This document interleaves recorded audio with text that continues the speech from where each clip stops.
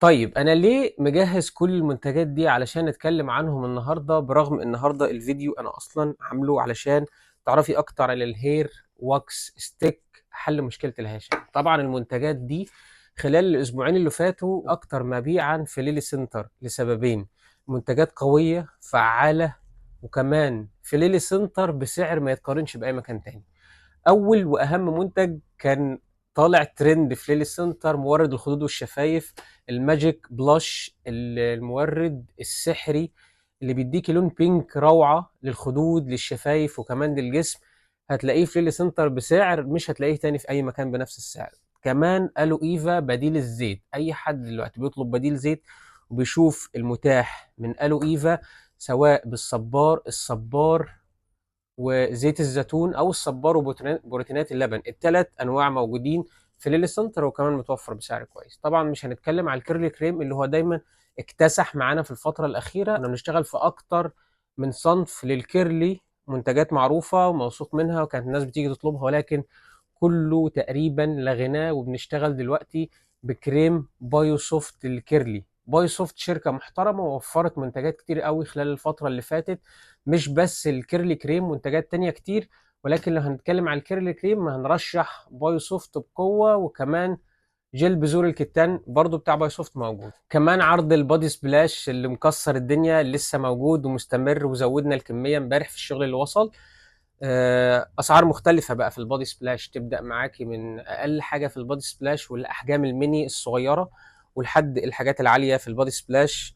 كونسيلر مايت سينما البي بي اللي كان ثابت نفسه بقوه لسه موجود ورجع مره تانية بعد ما كنا استبدلنا بانواع كتير. كان ناس كتير بتطلب كونسيلر ساندرا او كونسيلر فونشي اللي تبع مايت سينما او اي انواع كونسيلر تانية. حتى اختراع مايت سينما، اختراع مايت سينما الدبل اللي كان معاه كونتور، برضو النهارده رجع تاني مايت سينما البي بي الشكل القديم اللي كتير قوي متعود عليه. الكفرج بتاعه قوي وخطير وتقيل، وكمان بيشتغلوا بيه الناس اللي متعوده على شغل الهاي اند. احيانا بتدخل كونسيلر مايت سينما البي بي في شغلها لانه فعلا فعلا قوي، الفرشه بتاعته قويه والافكت والكفرج بتاعه تحفه، جامد جدا للشغل البروفيشنال وكمان للاستخدام الشخصي. طبعا الهير واكس ستيك بالشكل، بريانكا شركة محترمة، شركة مصرية، ولكن كل البرودكتس كل المنتجات بتاعتها منتجات محترمة. بالذات الهير واكس ستيك طالع ترند الفترة الأخيرة، مطلوب جدا. التقفيل بتاع الباكج اللي هي بالشكل ده كمان بصراحة تحفة. يعني احنا آخر مرة في الشغل كنا جايبين الستيك الطويلة أو الشكل التاني منها، ولكن الشكل ده بصراحة عجبني جدا. التقفيل بتاعه، شكله، ريحته، بجد ريحته وهم. الفينش بتاع التقفيل بتاعه كمان محترم.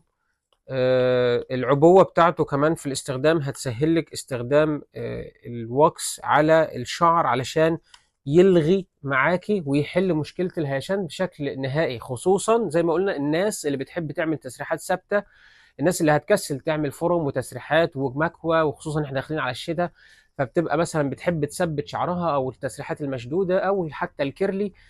الواكس ستيك ده بيحل مشكله الشعرايه النهائيه الهش. طبعا استخدامك لحمام الكريم للبلسم، النظافه والترطيب والتنعيم للشعر، بيحل مشكله الهشام بشكل كبير. ولكن في ناس بتبقى عندهم مشكله الهشام مستعصيه، الحل هيبقى في الهير واكس ستيك. اطلبيه دلوقتي من ليلي سنتر بسعر تحفه، وكمان الباكج والشكل الجديد اللي بقى موجود دلوقتي.